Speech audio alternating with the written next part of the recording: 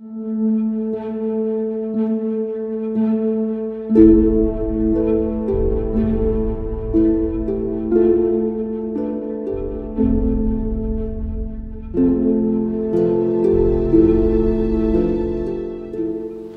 first moment where you can incarnate your religious life, your religious attitude, is to go to another place, to a sacred place. We need to show and to experience that we are religious beings, human religious beings, by going to a sacred place, a place that is especially consecrated, a holy place, to the adoration of the Almighty.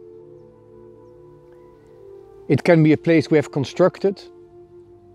It can be a place in nature that we consider special, but we must move. We are embodied beings and we are able to move, to bring ourselves to another place. That's a very basic, fundamental aspect of our human nature. So religion begins with moving to a special place, a place that represents the presence of the omnipresent God. We are limited. We are limited to time, we are limited to a place. And we recognize that God is eternal, so He's not limited by time, and that He is everywhere because He is not material. And so He is not limited to a certain place. But to show that we are dependent on Him, that we are moving because He is not moving, but eternally existing, we have to go to a place. It's a very fundamental, elementary gesture. We need a sacred place where we go to adore God. God is totally different from us. He is someone else. He is above us. He is transcendent.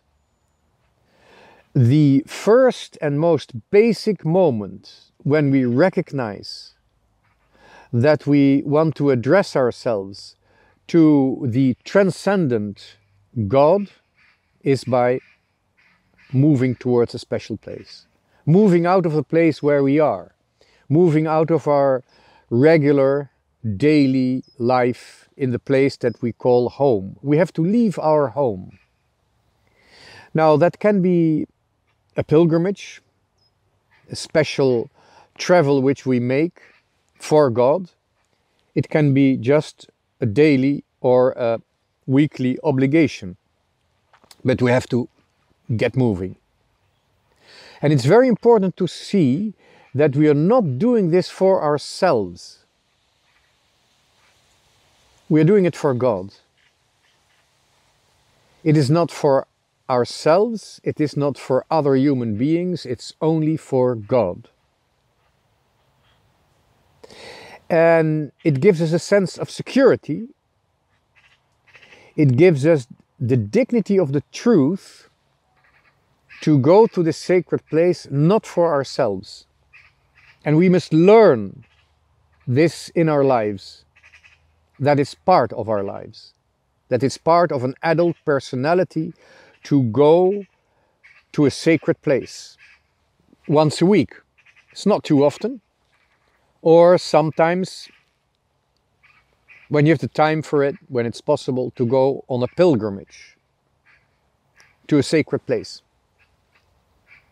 It can also be a sacred place of prayer, like a complete reset of our spiritual life, and then we call it a retreat. But every pilgrimage, whether it's to Lourdes or to any other sacred place like Guadalupe in Mexico, it should always have this element of retreat, of being alone with God. Concerning Holy Mass on Sunday for Christians, and actually, you could say this for all religions that have sacred places where you regularly must go to confirm your adherence. It's very important during the education to teach to the children that they're not doing this for themselves. Dear mothers, it's especially the mothers, stop telling your children that Mass is beautiful, or that the people are nice in the parish, that it's a lovely, happy community. Priests, I would say, stop saying to your parishioners that it's so nice to be together, that they're all welcome. Stop trying to be popular. I would say, especially fathers, fill the gap, help the free will and the common sense of your kids by saying, you go there because I'm telling you to go there. You're not going there for yourself. You're not going there for the other people in the church that you even may find too nice, too much of a good thing. You don't go there for your mom or your grandma. You don't go there for the priest. You go there for God. And as long as you're under my roof, and I think fathers should take courage and dare to say this again, as long as you're under my roof, there's nothing better I can do than tell you, you go to church with me, because you're not doing it for yourself. It's very important to liberate complex adolescents from their egoism, from their childhood, by just obliging them to do something. It's very useful, and it will teach them one of the realities of life that they will have to confront later on. There are things that we have to do, even when we don't like them. There is always a sense of happiness in having fulfilled your duty. Ask soldiers who were at war.